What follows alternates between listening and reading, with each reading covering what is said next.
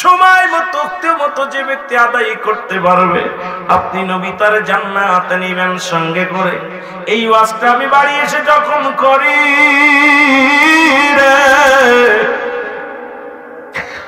আমার বিবি আমার হাতটা ধরে চোখের পানি ছেড়ে বলেছিল, স্বামী রে, দুনিয়ায় টাকা চাই না, খাবার চাই না, দুনিয়ার কোনো বালাখানা চাই না, আপনি আমাকে একটু সুযোগ দিবেন, আমিও যেন 5 ওয়াক্ত সালাত আদায় করতে পারি সময় মতো। ইয়া রাসূলুল্লাহ, ইয়া হাবিবাল্লাহ, নবী গো, যখন আজান পড়ে যায় আমি আনসারী ধরে যাই। আমার বিবি তখন উলঙ্গ হয়ে গর্তের মধ্যে বসে থাকে, স্বামী স্ত্রী মিলে একটা মাত্র কাপড়। যখন আমি আপনার পিছে সালাত আদায় করি, সালাম ফিরায়া দৌড়ে বাড়ি আসি, আমি আবার গর্তের মধ্যে ঢুকে যাই, কাপড়টা খুলে দিই, আমার বিবি কাপড়টা পরিধান করে নামাজে দাঁড়ায়া যায়। ইয়া রাসূলুল্লাহ, ইয়া হাবিবাল্লাহ, আর আমি যখন নামাজে যাই আমার বিবি উলঙ্গ হয়ে গর্তের মধ্যে বসে থাকে। ইয়া রাসূলুল্লাহ, ইয়া হাবিবাল্লাহ, এই জন্য আমি সময় দিতে পারি না, দৌড়ায় বাড়ি আসি। আমার নবী একটা চিৎকার করে ডাক দিয়ে বলে, আনসারীরা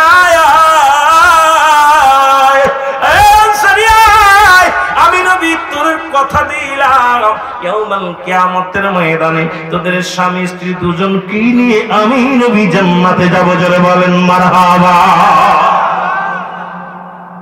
এক টুকরা কাপড় দিয়া স্বামী স্ত্রী নামাজ ছাড়ে নাই। এখন টাঙ্গাইল জেলার মধ্যে, আপনাদের টাঙ্গাইল কাপড় তো বাংলাদেশের বড় নাম করা কাপড়, টাঙ্গাইল কাপড় বললেই নাম করা কাপড়। দাদু ভাইয়েরা শুনে নেন, এখন যদি আপনি নামাজ ছেড়ে দেন কি জবাব দিবেন? নবীর সাহাবীরা স্বামী স্ত্রী মিলা যদি একখান কাপড়ে যদি 5 ওয়াক্ত সালাত আদায় করতে পারে, আপনার দেশে যারা ফকির, যারা ভিক্ষা করে, রাস্তায় যারা দাঁড়িয়ে থাকে, তাদেরও 3-4টা টুকরা কাপড় আছে, নামাজের হিসাব দেয়া সম্ভব নয়। কারণ একমাত্র নামাজ ধরে মুসলমান, নামাজ ছাড়ে কাফেরগণ।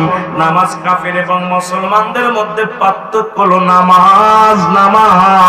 আজ থেকে ওয়াদা করব 5 ওয়াক্ত সালাত আদায় করব, রাহমাতুল লিল আলামিনের সঙ্গে জান্নাতে যাব। জোরে বলেন রাজি আছেন নি? কথা বোঝেন? এক টুকরা কাপড় দিয়া স্বামী স্ত্রী নামাজ পড়েছে, নামাজ তারা ছাড়ে না। আর আপনারা জিগাইলে কোন কাপড় ঠিক নেই, আমি কি জবাব দিবেন? টাঙ্গাইলে এমন কোন গরিব আছে যে এক টুকরা কাপড় আছে? কথা কন না, সবচেয়ে গরিব যে তার 2 সেট টুকরা আছে। তাহলে নামাজের হিসাব আপনি কেমনে দিবেন যে নামাজ আমি পড়ব? ঠিক কি না? সম্ভব? সালাত, এই নামাজ আপনার মুসলমান আমাদের লাগবে কি লাগবে না? এক নাম্বার হলো ঈমান, লা ইলাহা ইল্লাল্লাহ মুহাম্মাদুর সাল্লাল্লাহু আলাইহি ওয়াসাল্লাম। জোরে বলেন মারহাবা। এখন 1 নাম্বার ঈমান, একটা হলো কালেমা, নামাজ, রোজা, হজ, যাকাত। তাহলে 1 নাম্বার ঈমান চলে গেল। ওই কালেমা পড়লে লা ইলাহা, নাই কোনো ইলাহ ইল্লাল্লাহ, এক আল্লাহ ছাড়া, মুহাম্মাদুর রাসূলুল্লাহ সাল্লাল্লাহু আলাইহি ওয়াসাল্লাম আল্লাহ পাকের প্রেরিত রাসূল বা বান্দা হলো আমার নবী। দুনিয়ায় আর কেউ নয়, একমাত্র সিজদা করব কারে? আল্লাহ বলে, হাবিব আপনি জানিয়ে দেন, কুল্লুহু আল্লাহু আহাদ, আল্লাহুস সামাদ, লাম ইয়ালিদ ওয়া লাম ইউলাদ ওয়া লাম ইয়াকুল লাহু কুফুয়ান আহাদ। আল্লাহ ডাকতে বলে, হাবিব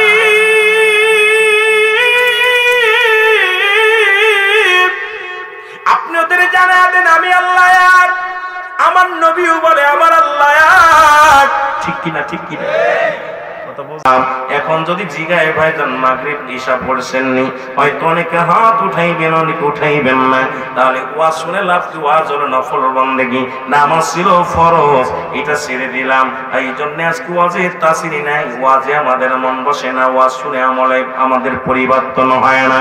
আগের যুগে মসজিদ ছিল কাঁচা, মানুষের ইমান ছিল পাকা। বর্তমান যুগে মসজিদ গুলো হয়েছে পাকা, মানুষের ইমান একেবারে ফাঁকা। জোরে বলেন ঠিক কিনা? আর একটু জোরে বলেন ঠিক। কষ্ট পাচ্ছে, কষ্ট পাচ্ছে। আমি আগেই বলেছি লম্বা আলোচনা, লম্বা দিকে যেতে হবে, সময় অল্পর মধ্যে অনেক দিকে আলোচনা করা লাগবে। দিলাম যে ব্যক্তি 5 ওয়াক্ত সালাত নামাজ সময় মতো মতো আদায় করতে পারবে, আমি নবী তার হাত ধরে জান্নাতে নিয়ে যাব। মারহাবা। নবীর হাত ধরে জান্নাতে যেতে চান কে কে? একটু হাত দুখানা তোলে। নারে তাকবীর, নারে তাকবীর, নারে রিসালাত। রাজি আছেন? নবীর সাথে যদি জান্নাতে যেতে চান, এ দরদি বন্ধুগণ শুনে নাও, নবী বললেন 5 ওয়াক্ত নামাজ সময় মতো আদায় করে নিবেন।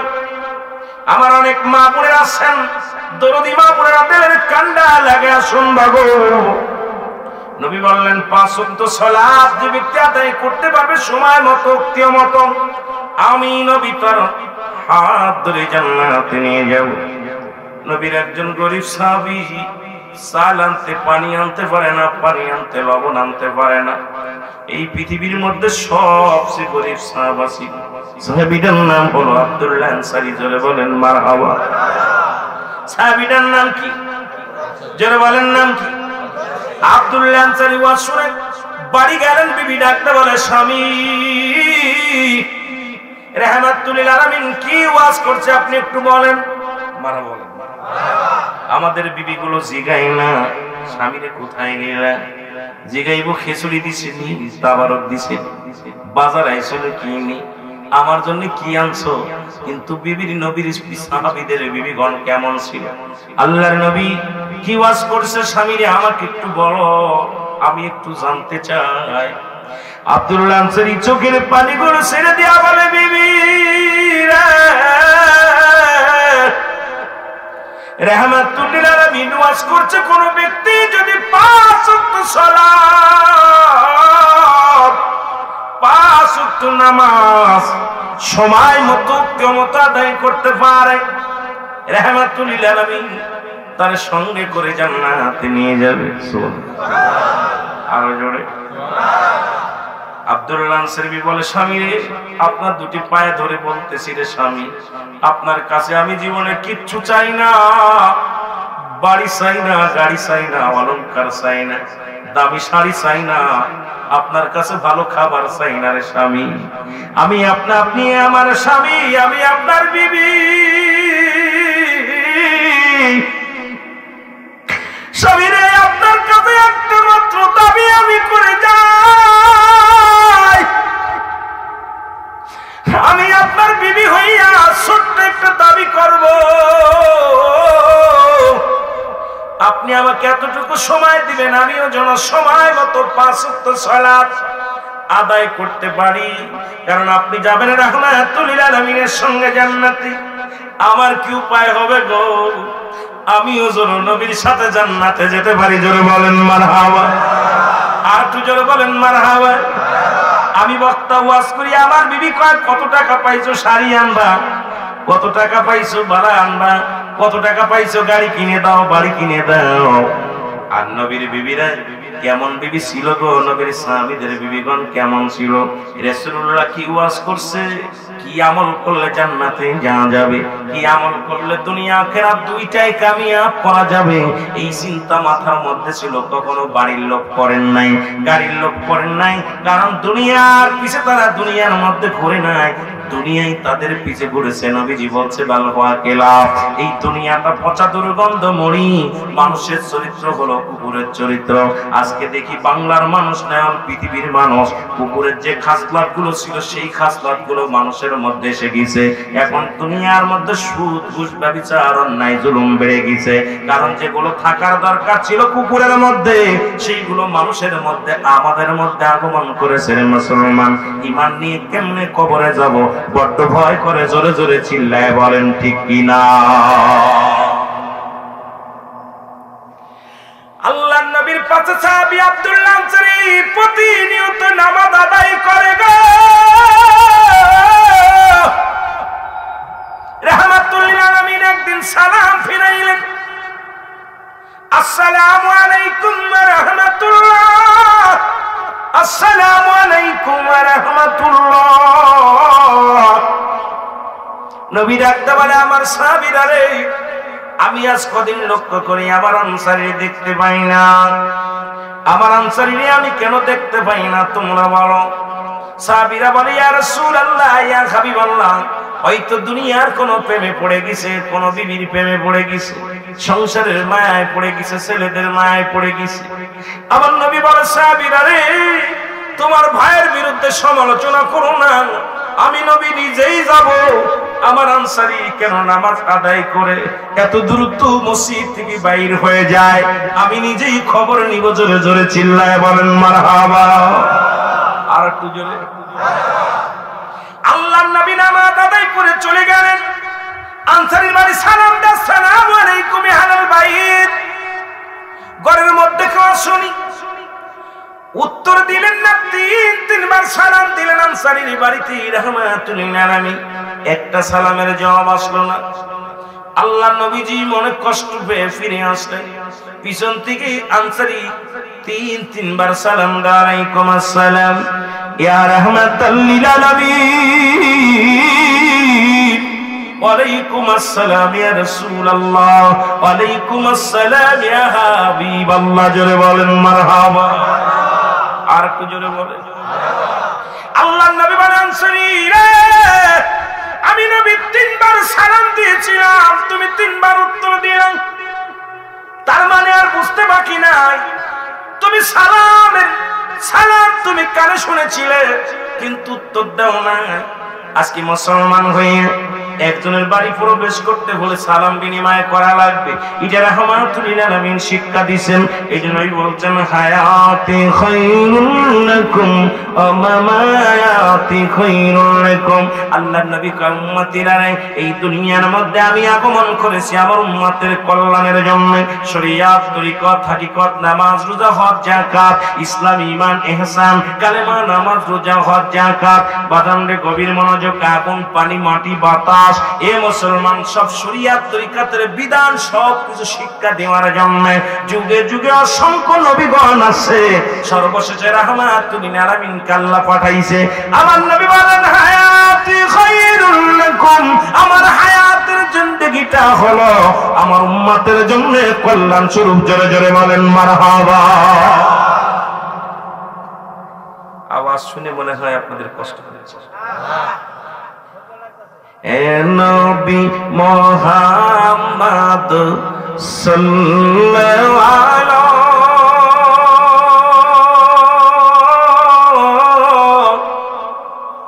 তোমারি মধুর নামে পাগল পারা নবী। মারহাবা বলেন। এ নবী মুহাম্মদ সাল্লাল্লাহু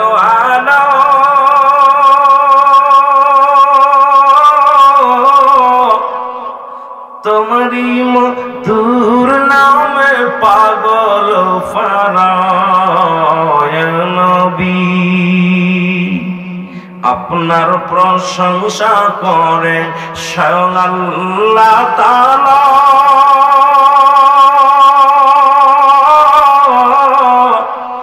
আপনার গুণগান গায় ফেরেশতারা। এ নবী, জোরে বলেন মারহাবা। আর একটু জোরে, আর একটু জোরে। আশিকের এই মিনতি শোনো কামলিওয়ালা, আমরা আর কিছু চাই না, চাই শুধু চরণ তলায় নবী। জোরে বলেন মারহাবা। আর একটু জোরে বলেন মারহাবা। এ দুনিয়ার মুসলমান,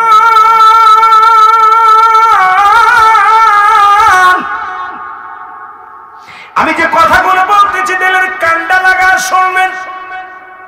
হয়তো বেশি ডিবে আলোচনা করতে পারবো না, সময়ের অভাবের মুসলমান সময় দিতে পারবো না বেশ, এই জন্য আমি ডিবে যেতে পারবো না। অল্প কথা বলে যাবো না মুসলমান। এ জীবন জীবন নয়, এমন একটা জীবন আসবে যে দেশে গেলে মানুষের বিচার হয়, যে দেশে গেলে মানুষের হিসাব হয়, যে দেশে গেলে মানুষ আর কোনোদিন ফিরে আসে না। আমরা সেই দেশের জাতি, জোরে বলেন ঠিক কি না? আল্লাহর নবী ডাক দিয়ে বলেন, আনসারী আনসারী রে, আমি তোমার সালাম দিলাম, সালামের উত্তর দিলাম। আনসারী বলেন, মায়ের নবী গো, আমি কেন উত্তর দিই নাই, এর জবাব আমি আপনাকে দিতে পারবো না। নবী আনসারী রে, কেন তুমি সালামের জবাব দিলে না? বলে, হুজুর, যদি দয়া করে আমার বাড়িতে যেতেন, আমি কেন সালামের জবাব দিই নাই, এটার অ্যান্সার আমি দিতে পারতাম। নবী বলে, চলো।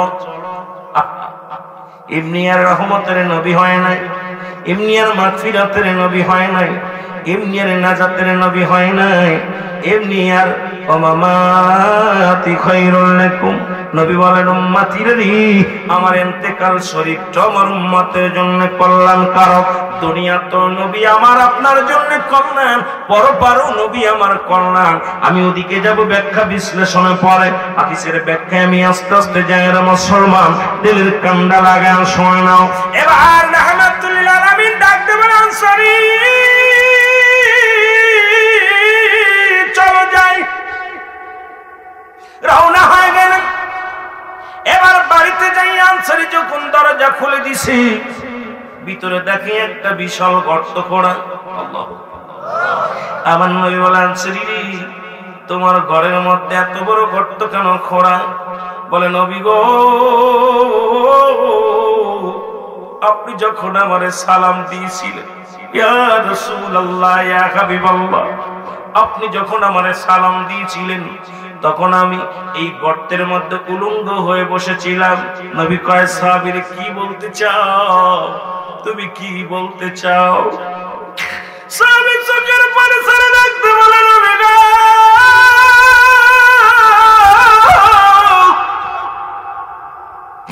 আপনি সেদিন ওয়াজ করলেন, কোন ব্যক্তি 5 ওয়াক্ত সালাত, 5 ওয়াক্ত নামাজ সময় মতো যে ব্যক্তি আদায় করতে পারবে, আপনি নবী তার জান্নাতে নিবেন সঙ্গে করে।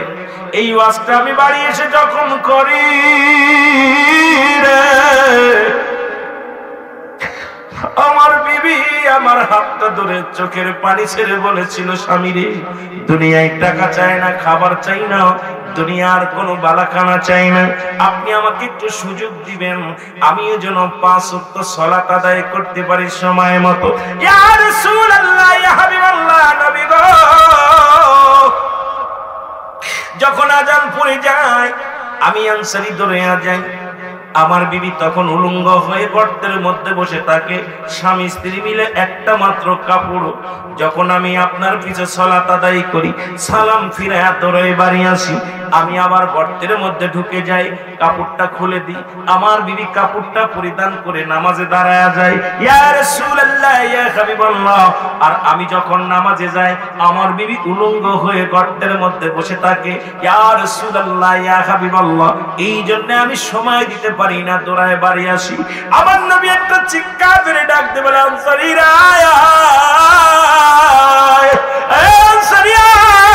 আমি নবী তোর কথা দিলাম, ইয়াউমাল কিয়ামতের ময়দানে তোদের স্বামী স্ত্রী দুজনকে নিয়ে আমি নবী জান্নাতে যাব। জোরে বলেন মারহাবা। এক টুকরা কাপড় দিয়া স্বামী স্ত্রী নামাজ ছাড়ে নাই। এখন টাঙ্গাইল জেলার মধ্যে, আপনাদের টাঙ্গাইল কাপড় তো বাংলাদেশের বড় নাম করা কাপড়, টাঙ্গাইল কাপড় বললেই নাম করা কাপড়। দাদু ভাইয়েরা শুনে নেন, এখন যদি আপনি নামাজ ছেড়ে দেন কি জবাব দিবেন? নবীর সাহাবীরা স্বামী স্ত্রী মিলা যদি একখান কাপড়ে যদি 5 ওয়াক্ত সালাত আদায় করতে পারে, আপনার দেশে যারা ফকির, যারা ভিক্ষা করে, রাস্তায় যারা দাঁড়িয়ে থাকে, তাদেরও 3-4টা টুকরা কাপড় আছে, নামাজের হিসাব দেয়া সম্ভব নয়। কারণ একমাত্র নামাজ ধরে মুসলমান, নামাজ ছাড়ে কাফেরগণ। নামাজ কাফের এবং মুসলমানদের মধ্যে পার্থক্য হলো নামাজ। আজ থেকে ওয়াদা করব 5 ওয়াক্ত সালাত আদায় করব, রাহমাতুল আলামিনের সঙ্গে জান্নাতে যাব। জোরে বলেন রাজি আছেন নি? কথা বোঝেন? এক টুকরা কাপড় দিয়া স্বামী স্ত্রী নামাজ পড়েছে, নামাজ তারা ছাড়ে না। আর আপনারা জিগাইলে কোন কাপড় ঠিক নেই, আমি কি জবাব দিবেন? টাঙ্গাইলে এমন কোন গরিব আছে যে এক টুকরা কাপড় আছে? কথা কন না, সবচেয়ে গরিব যে তার 2-4 টুকরা আছে। তাহলে নামাজের হিসাব আপনি কেমনে দিবেন যে নামাজ আমি পড়বো? ঠিকই না, সম্ভব? সালাত, এই নামাজ আপনার মুসলমান আমাদের লাগবে কি লাগবে না?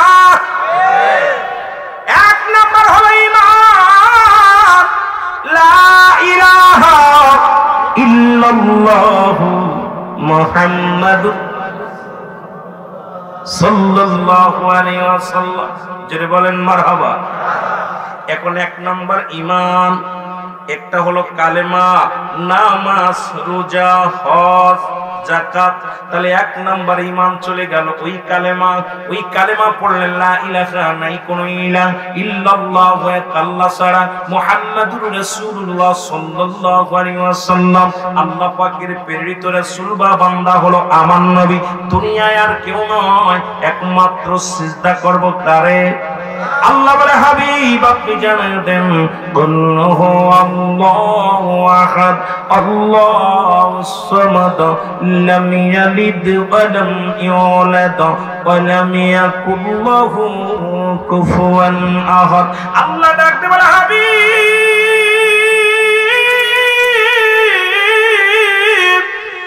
আপনি ওদের জানিয়ে দেন আমি আল্লাহ এক। আমার নবীও বলে আমার আল্লাহ এক। ঠিক কিনা? ঠিক কিনা? কথা বোঝেন? কষ্ট হচ্ছে? আমি অল্প সময়ে বলেছি, আপনাদের বুঝতে হবে, অনেক ওয়াজ করতে হবে অল্প সময়ের মধ্যে। আল্লাহ বলে হাবিবকে জানায় দেন আমি আল্লাহ এক, আমার আর দ্বিতীয় নাই। কাউরে দুনিয়ার মধ্যে জন্ম দিই নাই, কারো থেকে জন্ম নিই নাই। আল্লাহর কোনো বাপ নাই, ছেলে নাই, মেয়ে নাই, পরিবার পরিজন নাই। আছে? কথা বলেন আসেন? আর আসমান জমিনের ভিতরে তার সমতুল্য, তার সমকক্ষ কেউ নাই। হাবিবে জানায়া দেন, যারা চন্দ্র পূজা করে, যারা প্রতিমা পূজা করে, যারা আমি আল্লাহকে বাদ দিয়ে অন্য খোদার পিছে দৌড়ায়, তাদেরকে জানায়া দেন আমি আল্লাহ এক। কিনা? ঠিক কিনা? এখন কালেমা, নামাজ, রোজা, হজ, যাকাত গরিবের জন্য 3টা। নাম্বার 1 হলো কালেমা। ঠিক কিনা? ঠিক কিনা? কালেমা এক নাম্বার কি? বাবা ওয়াজ শুনতে হবে, মুখস্থ প্রতিদিন শুনলে হবে না। বছরে যে কটা দিন বসবেন, যেটুকু শুনবেন আমল করবেন, মুখস্থ করবেন। এই কান পাইতা হুইনা গেলেন প্রতি বছর, আর কিছু আমল করলেন না, বুঝলেন না, জবাব দিতে হবে। এক নাম্বার কি? এক নাম্বার কি? কালিমা। এক নাম্বার কি? কালিমা। কালিমা সাক্ষী দিলেন আল্লাহ এক, তাকে পাওয়ার জন্য ঠিকানা হলো রাহমাতুল লিল আলামিন। মারহাবা বলেন আরো জোরে। ওমা আরসালনাকা ইল্লা রাহমাতাল লিল আলামিন। জোরে জোরে বলেন মারহাবা, আরো জোরে। কুল কায়নাতের রহমত রাহমাতাল লিল আলামিন, আল্লাহ যাকে রহমত দিয়েছে। এখন কালেমা পড়লেন, কালেমা, এরপরে নামাজ, এরপরে রোজা। আমরা যারা গরিব মানুষ, 1 নম্বরে কালেমা পড়লাম, ঈমান আনলাম। ঈমান এবং আমল। ঈমান আনছেন, আমল করলেন, নামাজ পড়লেন, এটার নাম আমল। আগে ঈমান আনছেন, ঈমান আগে আনতে হবে, তারপরে আমল। ঈমান যদি না থাকে আমলের দাম নাই। একটা হলো ঈমান, আর একটা হলো আমল। মানব জীবনের অমূল্য সম্পদের নাম হলো ঈমান, আর ব্যক্তির জীবনের অমূল্য সম্পদের নাম রূহু। রূহবিহীন কোনো মানুষের মূল্য নাই, বডির কোনো মূল্য নাই। এই বডিটার মূল্য কেমনে বাড়বে? এর মধ্যে যতক্ষণ পর্যন্ত রূহ থাকবে এই বডির দাম আছে। যখনই আপনার নিঃশ্বাস হয়ে যাবে, বাতাসটা বাইর হয়ে যাবে, এই বডির আর মূল্য নাই। এই জন্য আপনার এই বডির অমূল্য সম্পদের নাম হলো রূহু। রূহবিহীন বডির যেমন মূল্য নাই, ঈমানবিহীন কোনো আমলের মূল্য নাই। জোরে বলেন ঠিক কিনা? এখন আমল হলো নামাজ, আমল ঈমান। ভালো করে শুনেন, নামাজ পড়েছেন এটা আমল, রোজা রাখছেন এটার নাম আমল, যাকাত দিয়েছেন এটার নাম আমল, জিকির করছেন এটার নাম আমল। ঠিক কি না? এগুলোর নাম হলো আমল। ঈমান হলো নবী মুহাম্মদুর রাসূলুল্লাহ। জোরে জোরে চিল্লায় বলেন সাল্লাল্লাহু আলাইহি ওয়াসাল্লাম। যে কথা বলতেছিলাম দাদু ভাইরা, দিলের কান্ডা লাগা শুনে নেবেন, একটু দিলের কান্ডা লাগা শুনে নেবেন। কথা বলছেন ঈমান এবং আমল এই দুটি, এবং এরপরে হলো আপনাদের সামনে আসতেছে মায়ে রমজান মাস। গরিবের জন্য এই তিনটা আমাদের করণীয়। 1 নাম্বার কালেমা পড়াই লাগবে, ঈমান আনা লাগবে। ঈমানবিহীন কোনো আমল নাই। 2 নাম্বার নামাজ, 3 নাম্বার হলো রোজা। বড় লোকের জন্য যাকাত, এবং আমার বাবারা কি হজ। যদি কোন ঠিক কি না, এই তিনটা আমল যদি আমরা করতে পারি গো, এই তিনটা আমল যদি করতে পারি, নামাজটা আদায় করতে পারি, দুনিয়া থেকে যেতে পারি, আল্লাহর কসম, আল্লাহর কসম, দুনিয়া আখিরাত দুইটাই আমরা কামিয়াব হব। জোরে বলেন ঠিক কি না? ঈমান আমল সব বেশি ওয়াজ দরকার নেই, এত ওয়াজ করে লাভ নাই। একটা হলো ঈমান, আরেকটা হলো আমল। তাহলে আমাকে ইসলামের 5টা স্তম্ভ, 5টা খুঁটি। নাম্বার 1 কালেমা, নামাজ, রোজা, হজ, যাকাত। এখন এই সবাই সমস্ত ওলামা ইকরাম মসজিদে যায়, মেম্বারের মধ্যে বসেই কিন্তু এই 4-5টা আমলের কথা বলে। জোরে বলেন ঠিক কি না?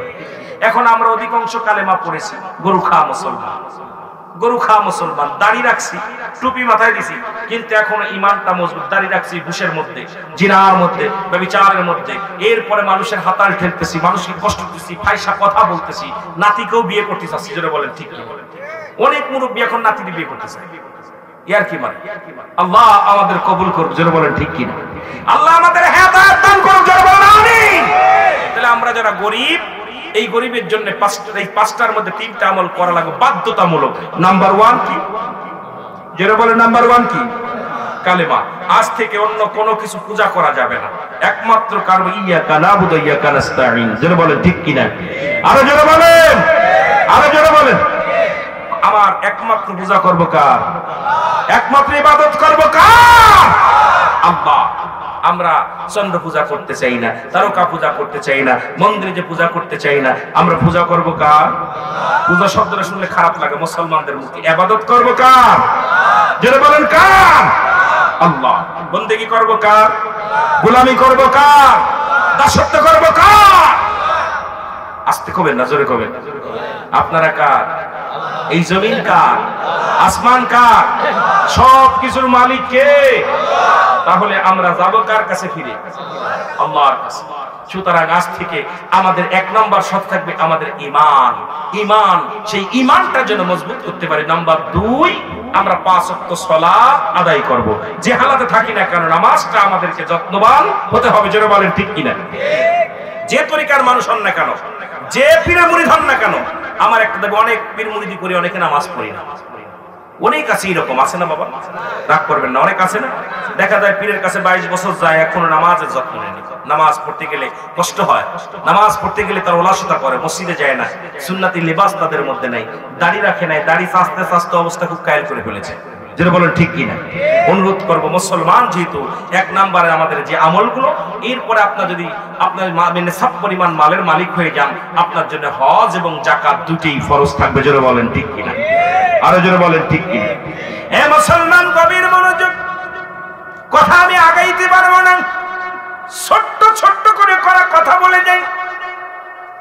ইসলামের দ্বিতীয় খলিফা হযরত ওমর ফারুক রাদিয়াল্লাহু তাআলা কোন কদমের মধ্যে একজন বৃদ্ধ তার সন্তানকে হাত ধরে নিয়ে আসলেন। যুবক ছেলেটার হাত ধরে নিয়ে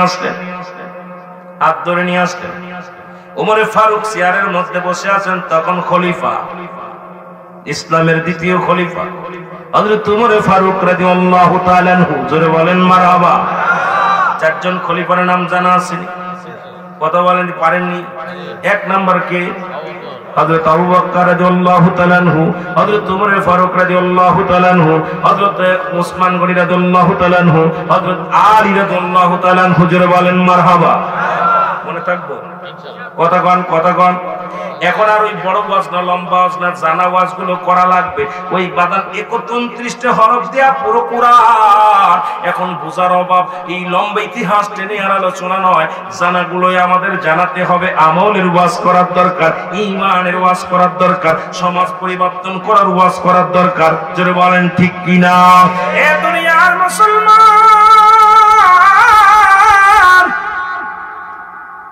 খলিফা হযরত ওমর ফারুকের কদমে বৃদ্ধ নিয়ে আসলেন তার সন্তানকে ডাকতে বলে আমিরুল মুমিনিন হে ইসলামের দ্বিতীয় খলিফা হযরত আমিরুল মুমিনিন আমার কলিজার টুকরা সন্তান আপনার কদমের মধ্যে আনছি বিচার করা লাগবে কি করা লাগবে বিচার করা লাগবে সন্তানের বিচার চায় বাবা কেমন বাবা আজকে আমাদের বোঝা লাগবে শোনা লাগবে খলিফা আমিরুল মুমিনিন ডাকতে বলে যুবক উনি কি তোমার বাবা হয় বলে জি বলে কিসের বিচার হুজুর এক নাম্বার বিচার আমার ছেলে পৃথিবীর মধ্যে সবচেয়ে নগণ্যতম অপরাধ করেছে তিনটা নাম্বার 1 এক নাম্বার সে মানুষ হত্যা করেছে 2 নাম্বার পৃথিবীর মধ্যে সে জিনা ব্যভিচার করেছে 3 নাম্বার পৃথিবীর মধ্যে সে কি করেছে মাদক সেবন করে 3টা অপরাধ করেছে কয়টা অপরাধ কম বড় না ছোট কতক্ষণ বড় না ছোট 1 নাম্বার কি মানুষ হত্যাকারী একই বড় অপরাধ না ছোট অপরাধ কথা বলেন বড় অপরাধ না ছোট অপরাধ 2 নাম্বার জিনা করেছে এটা ছোট না বড় 3 নাম্বার হলো মাদক সেবন করে ছোট না বড় 3টা অপরাধ অনেক বড় বড় বড় অপরাধ খলিফা হযরত ওমর ফারুকের রাগে গরমে দেহটা টকবক করে উঠছে হযরত ওমর ফারুক ডাকতে বলে যুবক তুমি কি এগুলো করছো বলে জি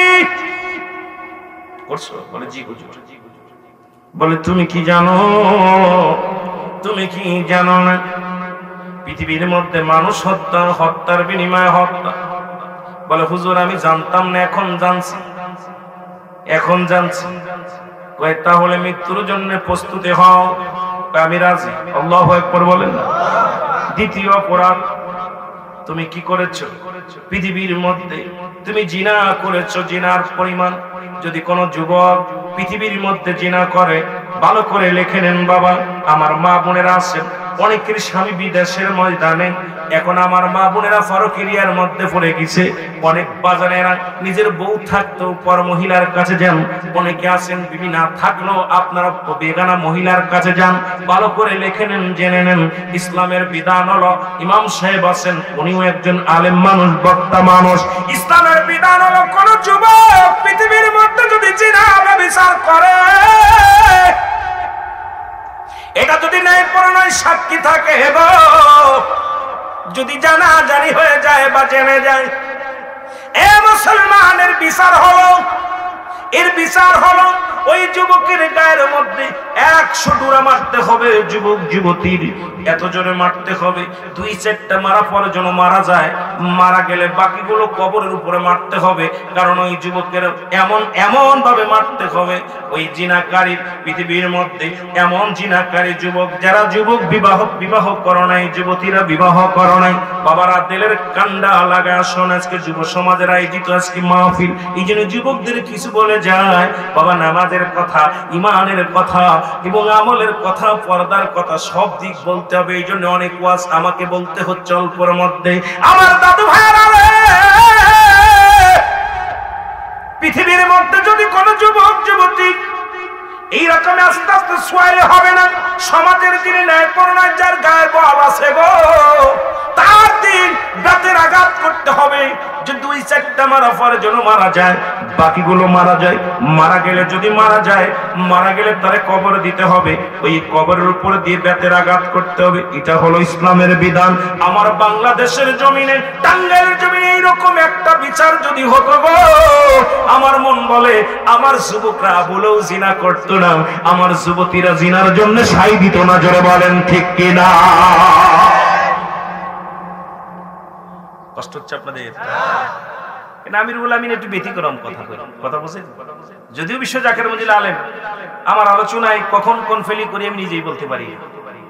নাম্বার 2 হলো কোন পুরুষ, বিবাহিত পুরুষ, বিবাহিত নারী, এ আমার মারা শুনে নাও, আমার বাবারা শুনে নাও, পৃথিবীর মধ্যে যদি কোনো বিবাহিত নারী, বিবাহিত পুরুষ জিনা করে, এদের শাস্তির বিধান হলো সর্বপ্রথম তাদের নাভি পর্যন্ত, বুক পর্যন্ত পুঁততে হবে মাটির মধ্যে, পোতা পর এবার তাকে কঙ্কার নিক্ষেপ করতে হবে। যতক্ষণ পর্যন্ত মরবে না ততক্ষণ পর্যন্ত কঙ্কার মারা বন্ধ হবে না। শুনে নাও মুসলমান, আজকে আমার দেশের হাজার হাজার হাজার হাজার পুরুষ, হাজার হাজার নারী বিবাহিতরা জিনা করে, ব্যভিচার করে, তাদের বিধান শুনে নাও। যদি কোনো বিবাহিত পুরুষ, যদি কোনো বিবাহিত নারী যদি জিনা করে, এই জিনার বিধান হলো সর্বপ্রথম তাদের মাটির ভিতরে পুঁততে হবে নাভি পর্যন্ত বা বুক পর্যন্ত। যতক্ষণ পর্যন্ত মৃত্যুবরণ করবে না পাথরে নিক্ষেপ করতে হবে। যখন মারা যাবে তাদেরকে উঠাইতে হবে, উঠায়া কুকুর শিল দিয়ে খাওয়া দিতে হবে। কোন জিনাকারীর কবর দেওয়া যাবে না। ইসলামের বিধান হলো শুনে নাও, তাদের কবর দেওয়া যাবে না। এই রকম যদি একটা যুবক, একটা বিবাহিত পুরুষ, একটা বিবাহিত নারী টাঙ্গাইলের জমিনে কুকুর শিল দিয়ে খাওয়াই দেওয়া হতো গো, আমার বিশ্বাস টাঙ্গাইল জেলার মধ্যে জিনার নামটাই মুখে আনতো না। জোরে বলেন ঠিক কিনা? কষ্ট হচ্ছে? অনেক যুবক এরকম শালীর সাথে অপকর্ম করতেছেন, পরের বউর সাথে, বন্ধুর বউর সাথে, নিজের বউ থাকতেও। আবার অনেক মা বোনের আছে স্বামী থাকতে গোপনে গোপনে অনেক হুজুরের লগে রিং আছে, বন্ধুর সঙ্গে রিং আছে, পুরনো বন্ধুর সঙ্গে হোটেলে, রিসোর্টে, কত জায়গা যাচ্ছে। আমার দেশে অনেক বক্তারও রিসোর্টে চলে যায়। জোরে বলেন ঠিক কিনা? রাগ করবেন না, আমি বলতেছি আর কি, এটা অনেক বাসে। এই যে অনেক, গত মাসে দেখলাম প্রায় 900-র উপরে বলাৎকার ধরা পড়ছে। আমি বাংলাদেশ সরকারের কাছে বারবার দাবি করেছি, বলাৎকারের বিচার জ্বলন্ত মৃত্যু, ওকে ফাঁসি নয়, ওকে দুনিয়ার মধ্যে কুকুর শেল দেখাওয়া দিতে হবে। কারণ একজন আলেম বলাৎকার ধরা পড়লে এদের জন্য ইসলামের কলঙ্ক হয়। জোরে বলেন ঠিক কিনা? সে আমি হই, আমার বিচার কঠিন করা লাগবে। দাবি কার কাছে করে? সবাই তো লম্বা লম্বা কথা বলে। এই জিনার ওয়াজ, ব্যভিচারের ওয়াজ ওলামায়ে কেরামের মুখ থেকে চলে গেছে, কারণ আমি তো নিজেই পথের পথিক। কথা কয় না, কথা বলে না কেন? আমার মন বলতেছে আপনাদের এই ওয়াজটা আমার করা ঠিক হচ্ছে না। কষ্ট হচ্ছে? আমাকে হুকুম দিছে হুজুর পর্দার ওয়াজ, কবরের ওয়াজ, এই যে ওয়াজ দিছে এটা করতে গেলে মিনিমাম 5 থেকে 7 ঘন্টা লাগবে। আমি 1 ঘন্টার ভিতরে আমার সব গুছাইতে হবে। সুতরাং আমাকে তো এমন একটা সাবজেক্ট নিতে হবে যে সাবজেক্টের মধ্যে সবগুলো পাওয়া যাবে। যেটা বলেন ঠিক কিনা? কথা বলেন। তাহলে আজ থেকে আপনাদের ভাই জোরে হাত করে বলি, যদি কেউ করে থাকেন এরকম গুনাহ, তওবা করুন, আল্লাহ আমাকে মাফ করুন। আল্লাহ, আমি গোপনে গোপনে মাফ চাবেন, আল্লাহর কাছে মাফ চাইবেন। আমার আল্লাহ তো মাফ করনেওয়ালা। আল্লাহর কাছে কানবেন, চোখের পানি আল্লাহর কাছে প্রিয়। গোপনে রাত্রে কানবেন, আল্লাহ আমি তো জীবনের তারুণ্যে করে ফেলেছি, শয়তানের তারুণ্যে আমি করে ফেলেছি গুনাহ, আমাকে তুমি মাফ করে দাও। 3 নাম্বার যুবক, তুমি মাদক সেবন করো, এটা বড় অপরাধ। বলে জি হুজুর, এর বিচার কি তুমি জানো? বলে হুজুর জানতাম না, জেনেছি। জোরে বলেন আল্লাহু আকবার, আরো জোরে বলেন। এবার যুবক, এবার আমিনুল মুমিনিন হযরত ওমর ফারুক রাদিয়াল্লাহু তাআলা বলেন, যুবক রে, তাহলে তুমি মৃত্যুর জন্য প্রস্তুতি হও। যুবক বলে, আমিনুল মুমিনিন,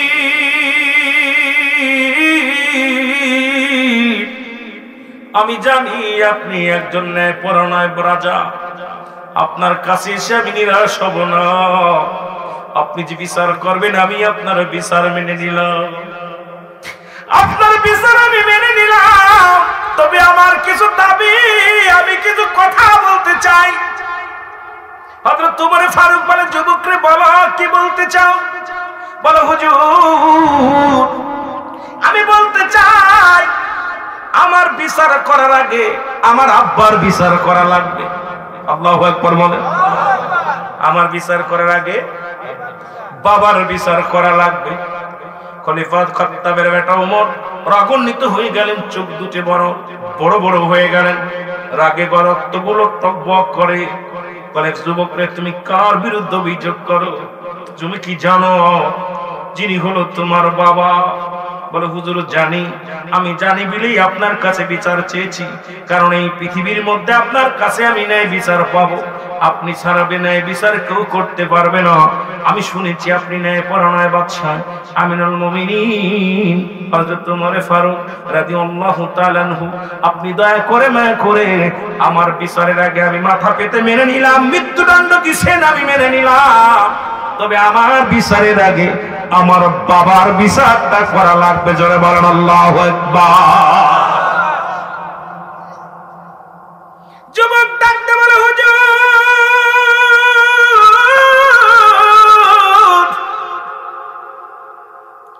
আপনার কাছে আমার করজোরে দাবি, আমার বাবার বিচার করা লাগবে। বলে যুবক কি বিচার চাও তুমি? বলে এক নাম্বার অপরাধ আমার বাবার, এক নাম্বার অপরাধ আমার বাবার, সে আমাকে একটা ভালো মা দেয় নাই। পৃথিবীর মধ্যে যে মায়ের গর্ভে আমি আগমন করেছি, মা ছিল জিনাকারিনী, মা ছিল বেগানা পুরুষের দিকে বেড়াইতো, দুনিয়ার মধ্যে ব্যভিচারকারিনী। সুতরাং পৃথিবীর মধ্যে আমার একটা ভালো মা দেয় নাই। এর জন্য আমি নষ্ট হওয়ার মূল কারণ হলো আমার বাবা মা। আজকে যদি আমার মা আদর্শবান হতো, তাহলে আমি একটা আদর্শবান ছেলে হতাম। ও আমার যুবক বন্ধুরা, আজকে সুন্দর চেহারা দেখলে ভুলে যাও, আজকে সুন্দরী পূজারি হয়ে গেছো। আগের যুগের মানুষ যখন বিবাহ বন্ধনে আবদ্ধ হতো, আমাদের দাদা নানারা যায় গোষ্ঠী তালাশ করতো, মেয়েটা কোরআন পড়তে পারে কিনা, মেয়ের বাবা কোরআন পড়তে পারে কিনা, নামাজ পড়তে পারে কিনা, এবং পর্দা মানে কিনা, এরপরে কি মুসলমান, তার বাপ মার খেদমত করে কিনা। এখন আমরা যুবকরা সুন্দরী হয়ে গেছি, এখন দেখলেই হাত ধরে টেনে আনি, এখন গোষ্ঠী দেখি না, এখন আমরা জাত চিনি না, এখন ওই সন্তান আশা করে জিনাকারিনী আজকে রাস্তা দিয়ে পেট খালি পিঠ খালি অমুসলমান কপালের উপর এক নোকতা লাগায় যেগুলো যায়, এগুলো দ্বারা আজকে তাদের থেকে আমরা যে বংশ পাই, এগুলো নষ্ট ছাড়া ভালো কিছু পাওয়া সম্ভব নয়। জোরে বলেন ঠিক কিনা?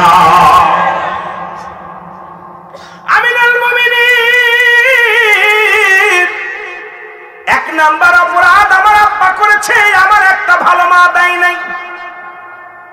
আমি যারা বিয়ে করিস নাই তাদের হাতে ধরে বলে যায়, প্রয়োজন হলে একজন রিকশা চালকের মেয়ে বিয়ে করবি, তোর দাদার কাছে, দাদির কাছে, ভাইয়ের কাছে, বন্ধুর কাছে একটা দাবি করবি, বন্ধু ওই কালো মেয়েটা আমি বিয়ে করব, ওই কৃষকের মেয়েটা বিয়ে করব, যে মেয়েটা কোরআন পড়তে পারে, যে মেয়েটা পর্দা করে চলাফেরা করে, যে মেয়ের মা তার বাবা মার খেদমত করে, শ্বশুর শাশুড়ির খেদমত করে, যে মেয়েটা আল্লাহর ভয় যার অন্তরের মধ্যে আছে, এমন একটা মায়া যদি তোর জীবন সঙ্গিনী হয়, ও যুবক দুনিয়ার জান্নাতি তুই। ও আমার মা বোনেরা শুনে নাও, আজকে অনেক মার আসো, আমার মতো মৌলবীর দরকার নাই, মৌলানার দরকার নাই, বিবাহের আগে দাদির কাছে বলো, মার কাছে বলো, বাবার কাছে বলো, মা গো যার সঙ্গে আমার বিবাহ দিবা একজন হালাল খোর বান্দা, আমি গাছতলা থাকবো, দুঃখ নাই, বাড়ি লাগবে না, গাড়ি লাগবে না, একজন ইমানদার 5 ওয়াক্ত সালাত আদায় করে, হালাল খোর বান্দা, সে ভ্যান চালাক, সে রিকশা চালাক, সে দিন মজুরি কাজ করুক, সে চাকরি করুক, যাই করুক না কেন, এমন একটা স্বামী আমাকে দিবা মা, সারাদিন পরে যেন আমাকে এক মোটা হালাল খাবার খাওয়ায়, আমাকে যেন পর্দার মধ্যে রাখে। মা গো আমি দাঁড়ায় প্রস্রাব করে ওর সাথে যাবো না, ঘুষখোর বান্দার দরকার নাই, ওই সুদখোরের দরকার নাই, একটা হালাল খোর বালাল খোর ছেলে আমার সঙ্গে আমার বিবাহ দিয়ে দাও। আমি মা বোনদের বলে যাই, এই দাবিটা করো, দুনিয়ার মধ্যে যদি একটা আল্লাহওয়ালা হালাল খোর বান্দা যদি তোমার কপালে জুটে যায়, এই দুনিয়ার মধ্যে তোমার মতো শান্তি তার কেউ নাই। যারা বলেন ঠিক কিনা? এক নাম্বার অপরাধ আমার বাবা, আর সে আমাকে ভালো মা দেয় নাই। তোরা যারা আজকে প্রেম প্রীতি করে বিয়ে করতেছি, ওই দাউস গুলো, দাউসের পিতা মাতা বিনা হিসেবে জাহান্নামে যাবে। ওই সমস্ত মেয়েরা দাউস যারা মেয়ে কুলে জন্ম নিয়ে ফ্যান শার্ট পরে, শার্ট গায়ে দেয়, তারপরে ছেলেদের মতো কথাবার্তা বলে, বুক উঁচু করে টান করে হাঁটে, পুরুষের ন্যায় কথাবার্তা বলে, বাজার ঘাট সাইকেল চালায়, বাইসাইকেল চালায়, সাইকেল চালায়, এই সমস্ত দাউসের পিতা মাতা বিনা হিসেবে জাহান্নামে যাবে। আল্লাহু আকবার বলেন না? আমার দেশে 70% ফ্যামিলির মধ্যে এইগুলো। যেটা বলেন ঠিক কিনা? 70%।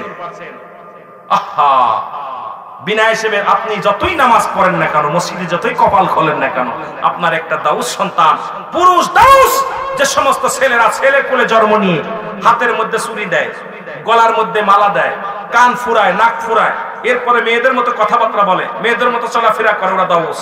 এই দাউসরাও ইয়াউমাল কিয়ামতের ময়দানে এদের বাবা মাও বিনা হিসেবে জাহান্নামে যাবে। জোরে বলেন আল্লাহু আকবার। আরো জোরে বলে। মেয়েদের পাশ পাশ গুরগুর গুরগুর গুরগুর করে বেড়ায়। আহা, আমি তোদের বলে যাই যুবক, যুবক রে, অনেক লম্বা আলোচনা ছিল।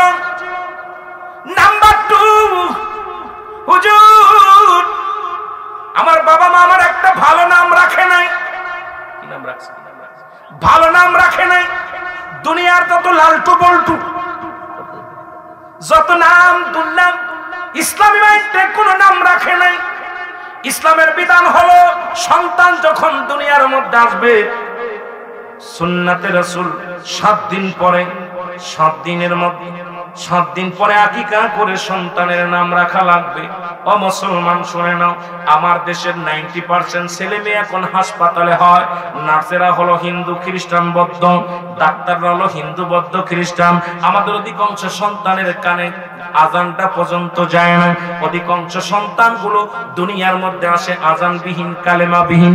আমার বাবারা শুনে নাও, আজকে কপাল খারাপ মন্দ, আজকে আমাদের একটা ইসলামী নাইটে নাম রাখে নাই।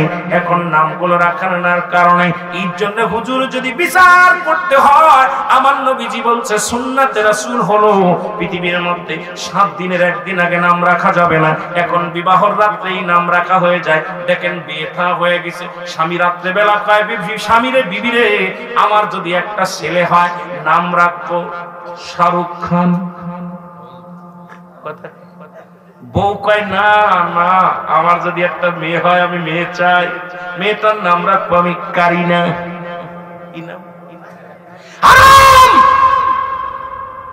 অনেক হুজুররা এটা ভুল করে, ছেলে মেয়ে গর্ভে আসলে নাম রেখে ফেলে। আল্লাহর কসম, সুন্নাতে রাসূল আলেম আছে সাক্ষী। রাসূল বলছে সর্বনিম্ন 7 দিন পরে যদি মেয়ে হয়, একটা পশু কুরবানি করে সন্তানের চুল, মাথার চুলগুলো ফেলে দিতে হবে, নাক কাটকে আপনার নখ কাটতে হবে। সুন্নাতে রাসূল হলো তখন 7 দিন পরে আকিকা করে সুন্দর একটা নাম রাখতে হবে। আর 7 দিনের একদিন আগেও নাম রাখা দূরত্ব নয়। আমার দেশের অধিকাংশ উলামা একরাম পেটে থাকতো নাম রেখে ফেলে। কয় নাম কি? এবার তোর নাম কি? তোর নাম কি? দেখা যায় গর্ভে সন্তান, আলতাসনো করার পর ধরা পড়ছে কি হবে? মেয়ে হবে। মেয়ের নাম রাখবো এখন জরিনা, সুন্দরী। কথা কন ঠিক কি? অথচ রাসূল বলছে সুন্নাতে রাসূল হলো 7 দিন পরে নাম রাখতে হবে। কয়দিন? দুনিয়ার মধ্যে আসার আগে নাম রাখা দূরত্ব নাই। এটা রাসূলের সুন্নাত অমান্য করলেন, রাসূলের সুন্নাতকে বুড়ি আঙ্গুল দেখালেন। আপনার সন্তান কেমনে ভালো হবে? কথা বোঝেন? কথা বোঝেন? এখন বিয়ের রাত্রেই নাম রাখা হয়। বিয়ের রাত্রেই দুজনে কল্পনা করে কি নিব, ও কয় মেয়ে হবে, ও কয় ছেলে হবে, ও কয় ছেলে হবে, ও কয় মেয়ে হবে। দুজনের ভিতরে একটা পরামর্শ করে কয় ছেলে হলেই না, মেয়ে হলেই না। আহা, জবাব কুরআন হাদিস পড়লাম কি আর করতেছি। আমার ভাইরা, আমার বন্ধুরা, আমার নাম্বার 3, আমাকে কোন ইসলামের জ্ঞান আমার পিতামাতা দেয় নাই। আল্লাহু আকবার বলুন। সন্তান যখন দুনিয়ার মধ্যে আসবে, ন্যূনতম আপনার এবিসিডি দরকার নাই। এই সন্তানকে 6টা কালেমা শিক্ষা দিবেন। নামাজের বিধান যা আরকান আহকাম রয়েছে, নামাজের ফরজ সুন্নাত নফলগুলো বুঝাইবেন। জানাজার নামাজ শিখাবেন, দোয়া দুরূদ শিখাবেন, কালেমা শিখাইবেন। যেটুকু গুরুত্বপূর্ণ হালাল খাইতে হবে বিধানগুলো শিখাইতে হবে। ছেলে বলে ওয়া মিনুল মুমিনিন, সবচাইতে কষ্ট আমার পিতামাতা আমার কোন ইসলামের জ্ঞান শিক্ষা দেয় না। ওর ইসলামের জ্ঞান যদি থাকতো রে, একটা হলো জ্ঞান আর একটা হলো বাদানে বুদ্ধি। লেখাপড়া করে একটা জ্ঞান অর্জন করে, আর একটা অটোমেটিক বুদ্ধি। আজকে হাজার হাজার অনেক আলেমরাও ঘুষ খায়। বিশ্বাস করবেন না, আমি দাখিল পরীক্ষায় আমার রেজাল্ট আসলো, উইটেল আসলো। আমি ফার্স্ট ক্লাস পেয়েছিলাম, উইটেল আসছে। দেখুন আমি গেছি স্যারের কাছে, আমার ছোট হাতের আর লেখা হয়ে গেছে, বড় হাতের আর লিখতে হবে, আর রুহুল। এখন গেছি তখন নূর সাহেব হচ্ছে মাদ্রাসা বোর্ডের চেয়ারম্যান, মানে উনি হলো, আর শাহাদত ভাই হচ্ছে প্রিয় আপনার হলো কিরানি। আমার নামগুলো ভালো করে লিখে রাখছি খাতায়।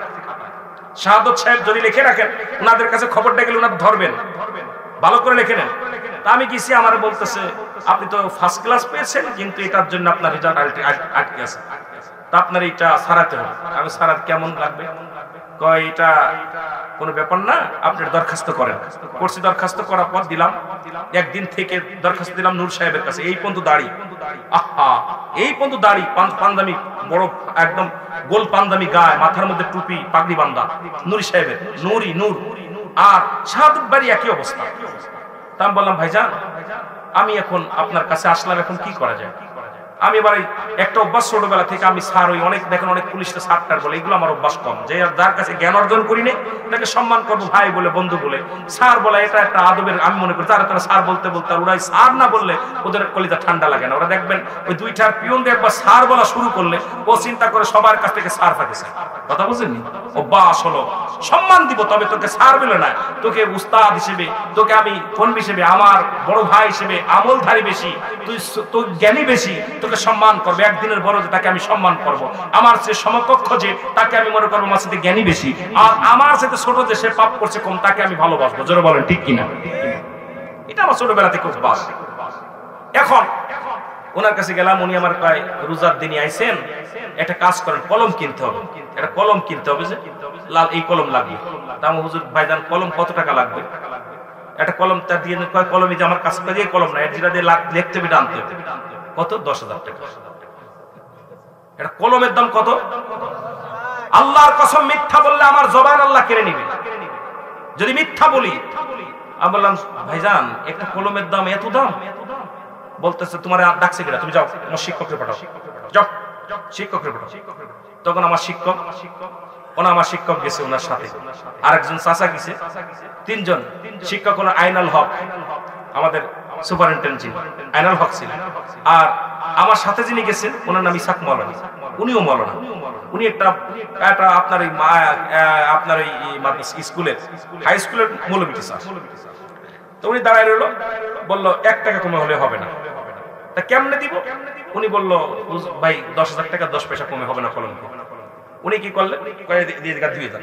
উনি পকেটের ভিতরে 10,000 টাকা আমার কাছ থেকে নিয়ে 10,000 টাকা ওনার পকেটের ভিতরে ডুয়ে দেওয়ার পর দেখলাম ওনার পকেটে একটা কলম উঠে লিখে ছেড়ে দিন। উনি আমি কিনলো কোন সময়? আমি বললাম আল্লাহ। ওনার সামনেই বললাম, কাকার বললাম, কাকা এই রোজার দিনে উনি হাতে নেই ঘুষটা, কিন্তু ওনাকে 10,000 টাকা দিলেন, আমার সার্টিফিকেট তো হারাম হয়ে গেল। বেশি বুঝিস না, তাহলে থুয়ে যা, তুই 1 বছর তাহলে গ্যাপ যা। আমি বলছি 1 বছর গ্যাপ দিলে বন্ধু বান্ধব লেখাপড়া করে উঠে যাবে, আমি কি করবো? কয় তাহলে পরে যা করছি চুপ, তুই তো আর দিস নেই, তোর তোর গুণা হচ্ছে না, দিচ্ছি তা আমি, তুই যা, তুই এদিক যা। এই হলো আমার দেশের অবস্থা। কারণ এরা জ্ঞান অর্জন করছে, ঈমান অর্জন করতে পারে নাই। যারা বলেন ঠিক কিনা? আর ঈমান যদি অর্জন করতে পারত, আল্লাহর কসম 1 গ্লাস পানিও হারাম খাইতে পারত না। যারা বলেন ঠিক কিনা? আর যারা বলেন ঠিক। খলিফা হযরত আমিরুল মুমিনিন ডাক দিয়ে বলে, যুবকরা তোর বাবার বিচার হবে আগে। বাবার ডাক দিয়ে বলে, যুবক অবিদ্য, পৃথিবীর মধ্যে তোমার বিচার আগে করা লাগবে। কারণ পৃথিবীর মধ্যে ভুলটা তুমিই করেছো। সন্তান আজকে এই সন্তান পৃথিবীর মধ্যে আল্লাহ পাক আমানত রাখছে, এটার খেয়ানত করার অধিকার আপনার নাই। কারণ আপনার ছেলে যখন দুনিয়ার মধ্যে আগমন করলো, দেখলেন আপনার অনুগত্য নয়, সঙ্গে সঙ্গে তারে ত্যায্য করে দেন। ওই সন্তান আপনার নয়, নামাজ পড়ে না, তাকে আদেশ দেন, শুনলো না, 10 বছর বয়স হয়েছে, তারে ত্যায্য করে দেন, দরকার নাই। আজকে সন্তানাদি নামাজের জন্য তাগিদ দিই না, হালাল খাবারের জন্য তাগিদ দিই না। আমার বাবারা 1,000, 10,000 টাকা বেতন, কিন্তু প্রতি মাসে তোমার জন্য 10,000 টাকা দিয়ে একটা কাপড় আনে। তুমি কি একবার খবরে নিছো? 10,000 টাকা বেতনের চাকরি করিস, আমার জন্যই আনলি 10,000 টাকা দিয়া কাপড়, আর তোর মাস জন্য 10,000 20,000, এই 20,000 কই 10,000 কই পালি? একবার কি জিগাইছেন বাবা? আজকে বাজার করেন 10,000 টাকা বেতনে, এরপরে আপনি কি করেন? আপনার মাছ কেনেন প্রতি মাস, বসে দেখা যায় প্রতি মাসে আপনি 10,000 12,000 টাকার মাছ কেনেন, 20,000 টাকার গোশ কেনেন। কোথায় পাইলে একবার আপনার বিবিও জিগায় না, মাও জিগায় না, বাবাও জিগায় না। হারামখোর বান্দা শুনে নাও, আল্লাহর আদালতে কি জবাব দিব? আল্লাহ তো নিজেই বলছে, কুল্লু মান আলাইহা ফান, সব কিছু শেষ করে দিব আমি আল্লাহ। যেটা বলেন ঠিক কিনা? সব কিছু শেষ করে দিবে আমার আল্লাহ। আমার তো দিবা দামটা শুই না লাগবো। খলিফা তোমারে ফারুক ডাকতে বলেন, বিদ্যারে তুমি মৃত্যুর জন্য প্রস্তুতি হও। বিদ্যা বলে, আমাকে একবার সুযোগ দে, আমি যেন আমার সন্তান পরিবার পরিজন নিয়ে ইসলামের বিধান মেনে চলতে পারি, সেই সুযোগটা আমারে কইরা দে। আরো জোরে বলুন আল্লাহু আকবার। এই জন্য আমার বাবারা শুনেন, এই পৃথিবীর মধ্যে সন্তান আদি আমানত রাখছে আমার আল্লাহ, এটা খিয়ানত করার অধিকার আপনার নাই। ছেলে কার? কথা বলে, মাল কার? আর আমানত রাখছে কার কাছে? তাহলে আপনারা তো ফটফটি কেন? আপনারা তো চিন্তা কেন? আপনারা তো গবেষণা কেন? যেহেতু আপনিও আল্লাহ, আর আপনার ছেলেও আল্লাহ, মেয়েও আপনার আল্লাহ। আমি আপনাদেরকে বলে যাই, আমার যুবক মা বোনেরা, আমার যুবতী বাজানেরা, যুবতী মা বোনেরা, যুবক বাজানেরা, শুনে নাও, তেলের কান্ডা লাগা শুনে নাও। ইয়াউমাল কিয়ামতের ময়দান বড় কঠিন হবে। যে সমস্ত যুবকেরা যুবতী দেখে পাগল হয়ে যাবে, ইয়াউমাল কিয়ামতের ময়দানে ওই সমস্ত যুবকদের লজ্জাস্থান দিয়ে আগুনের ফুলকি বাইর হবে। যে সমস্ত নারীরা পাতলা কাপড় পরিধান করে, মানুষকে উৎসাহিত করে, মানুষকে লালসিত করে, এই সমস্ত মেয়েদের লজ্জাস্থান দিয়ে আগুনের ফুলকি ঢুকানো হবে। কিয়ামতের ময়দান বড় কঠিন। আমি আপনাদেরকে অনুরোধ করে যাই, এ জীবন জীবন নয় রে। যে দেশে গেলে মানুষের হিসাব হয়, সেই দেশের যাত্রী আমরা। আমাদের 1 নাম্বার বিপদ হলো মানুষের মরণ, 2 নাম্বার বিপদ হলো মানুষের কবর, 3 নাম্বার বিপদ হলো কিয়ামতের ময়দান। জোরে জোরে চিল্লায়া বলা যাবেন আল্লাহু আকবার। এই আমি চলে যাব, আমায় তোমরা ভুইলা যাইও না। আমি চলে যাব, আমায় তোমরা